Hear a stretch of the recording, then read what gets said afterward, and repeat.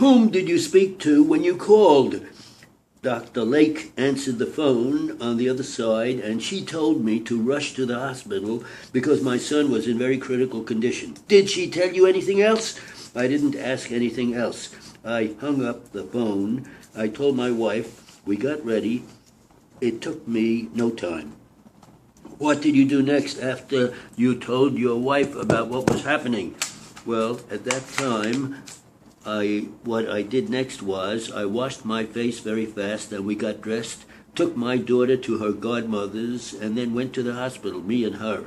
And about what time did you get to the hospital that morning? Defendant's counsel, objection, immaterial. The court, I will allow it. 15 minutes later, 7:30, 8 o'clock. Are you sure? Not even 8 o'clock. When you went to the hospital, you went to the parking lot? We went to the emergency parking. Why did you go there? Because at that time, it's very hard to find a spot to park the car in. I was in a rush. I went right to the emergency room. I left my car there. An officer came, a security guard, I believe, came and told me I can't leave my car there, and I explained the situation. Okay, so this way, don't park it there, park it over there, another spot at the emergency. And where did you go from there? I took the elevator and went to the third floor. What happened next?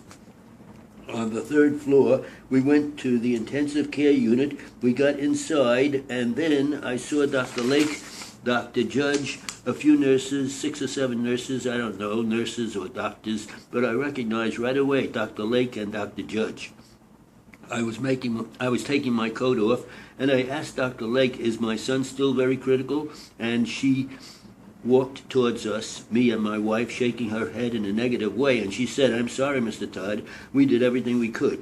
And what did you take that to mean? Defendant's counsel, objection, the court sustained. Based upon her response to you, did you make any assumptions at that time with regard to Sam's condition? Defendant's counsel, objection, the court sustained.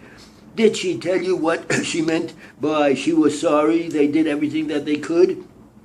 Well, when she said that, my wife started crying and I started crying, hugging each other, comforting each other, and Dr. Lake was still in there. She was giving us comfort too. What do you mean by that? What was she doing? She was rubbing my wife's back, and she went to get a glass of water. At this point, the area where you had this conversation with Mr. Lake, was this in the unit itself or someplace else?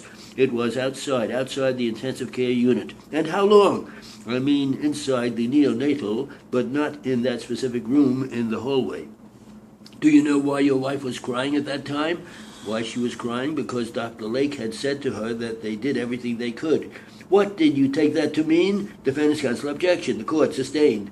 Did she tell you at that time whether he was alive or dead? No. Did you ask her? No. Why not? Because we assumed he was dead already. And how long did you and your wife spend in this hallway outside of this area, outside of the actual neonatal intensive care unit? 15, 20 minutes. And what happened next? My wife asked Dr. Lake if she can see him, if she can see her baby, our baby, and she said, yes, if you're strong enough, yes. And what did you do next? We stepped outside and looked at the monitors.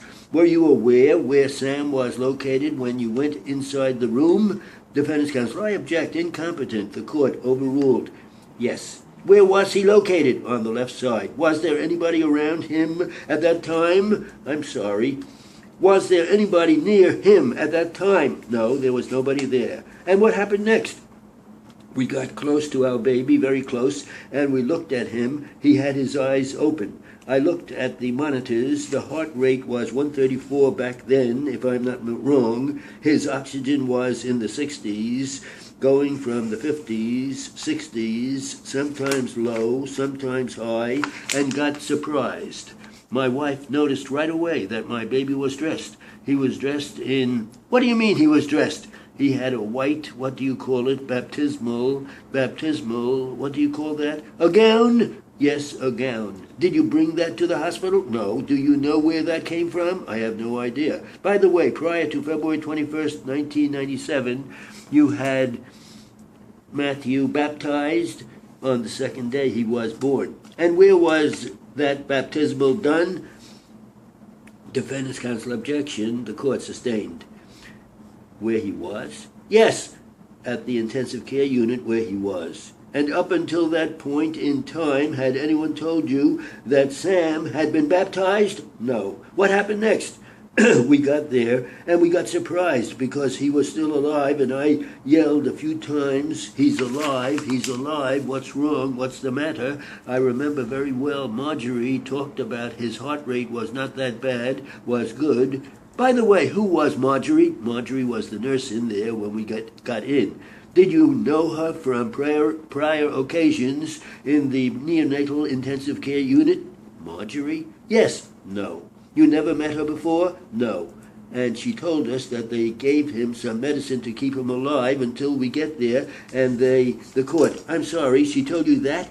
Yes. To keep his heartbeat. Did she tell you why they gave medicine until you got there? They tell us that they need our consent to disconnect the machines, so we did not give any consent back then, you know. You did not? We did not. It's our baby, and we wanted to stay with him as long as we could. And a few minutes later, my wife asked Marjorie, "Why is he dressed?" And Marjorie said she couldn't answer. I don't know what she told my wife back then, and my wife asked Marjorie if she could hold the baby, and she did. Had your wife ever held Sam, to your knowledge, before February 21st? No, never. He was in the incubator. You couldn't take it out.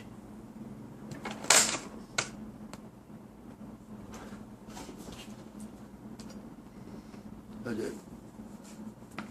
180.